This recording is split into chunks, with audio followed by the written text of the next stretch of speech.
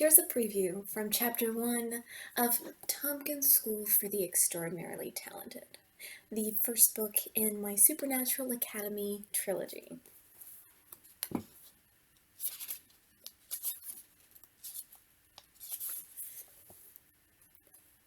When the flight landed, a part of me tore at the seams, screaming to be back in the air, where at least there was a chance of us crashing and blowing up.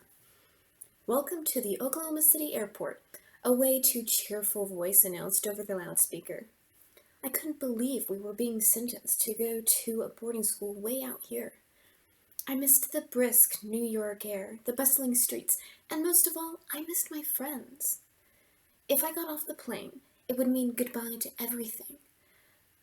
Goodbye, drama team and fall productions. Hello, 4-H. What made it worse was that I'd been elected to be the president of the drama team at my old school, but due to the upcoming deportation of my entire existence from everything I knew and loved, I had to decline. "This is all your fault," I whispered to my twin brother, Kane, who sat next to me. He appeared to be enthralled in some book. "What was that, Izzy?" Kane asked, pulling out an earbud. Pursing my lips, I let out an irritated sigh. "You heard me." Rolling his eyes, he tucked the book he was reading into his rucksack. "Sure, blame me, but you're the one who laughed." "Huh, like that compares to what you did. You punched him in the face." A few passengers nearby glared at us, and I lowered my voice. "You completely broke Dad's nose." "I didn't break Dad's nose," Kane sighed. "His lip just bled a little." "Oh, that makes it better." I rolled my eyes. "He deserved it." Grinning sheepishly, he tucked his chin-length black hair behind his ear. It was one of the features we both inherited from our beautiful mom. God rest her. That and pale skin that burned like a vampire in the sun. I missed her so much. I had to remind myself that at least she wasn't in pain anymore. But the scent of her jasmine perfume still lingered in our house, making me wish I could just crawl into bed next to her and chat about boys and gossip. I shook off the tears that were about to stream down my face. I wouldn't let myself be like this in front of Kane. I had to be strong. "The fasten the seatbelt sign has been turned off, folks," the woman greeted us again over the loudspeaker. "Please be careful opening the overhead bins." "Come on, let's get out of here," Kane said, standing up to grab our carry-ons before the cabin aisle got too crowded. Unbuckling my seatbelt, I followed his lead. Back home, I'd be the president of the drama team right now.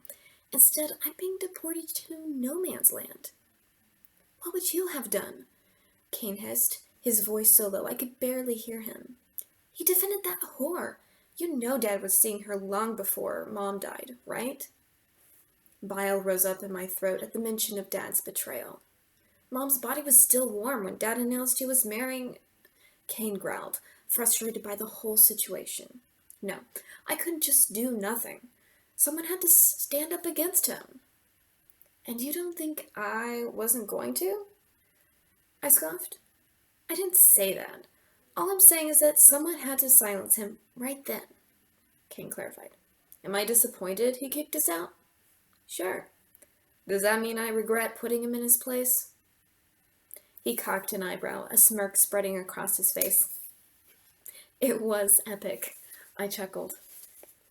"Hell yeah." He scanned the emptying aisle and motioned for me to follow. "Ugh," I groaned, grabbing my shoulder bag from the floor. "I don't want to step foot in Oklahoma. There's going to be nothing to do. The whole school probably doesn't even have a drama team." "You complain too much," he replied as we made our way out of the smallest airport I had visited in my life. "You know who's picking us up?" I asked, wiping away the sweat that started to bead across my forehead as we stood in the heat. I was sure my makeup would melt right off my face. "All I got was a name. Jeez, how can it be this hot?" Kane took the words right from me. The sound of a car door slamming got our attention. A man hopped out of an old-school cop car, eyeing the few people that were leaving the arrival gate. Making his way around his vehicle, he reached through the open passenger seat window and pulled out a piece of paper with the words Torvik Twins written on it. "The guy picking us up is a cop?" I asked skeptically. Apparently. Kane shrugged. The cop caught us staring at him, and he made his way over. Y'all must be Varen's kids. A wide smile spread across his face, crinkling the lines at the corner of his eyes. The name's Shane Walker. It's good to meet you. Sounds like a name from Bonanza. Kane grinned, shaking the man's hand. Kane, I scolded. Shane let out a chuckle. Ha, you're lucky that's my favorite show. The cop shook his head, still smiling ear to ear. Come on, kids. I was still glaring at Kane when the cop motioned for us to get in the car. What? Kane mouthed innocently as we piled into the back seat. Unbelievable. I shook my head as I pulled the seat belt securely into place. Without another word, Shane flipped on the radio to some honky-tonk station and sped off, leaving the airport behind us. So how do you know we're dead? I asked, trying to make awkward small talk, to distract me from the fields of wild grass and cows that flew by my window. It looked like there was not much else to do out here. Shane cleared his throat, eyeing us through the rearview mirror. Neither of us had been allowed to sit in the front seat, even though I had called shotgun. Apparently, Shane didn't honor this method. Varen never mentioned me? Shane chuckled. That figures. Your mom and me met at the school. Then your father transferred in and she... Wait, our parents went to the same school? Kane tilted his head. We were both wondering the same thing. Neither of us remembered our parents mentioning where they'd gone to high school. The one and only, Shane replied. It's about a 20-minute drive from where we're headed. And where's that? I asked. You'll be staying with me and the family tonight. Then my son will drive you to the school tomorrow. Ah, I nodded, getting the feeling that there was something Shane wasn't telling us. I wonder what that could be.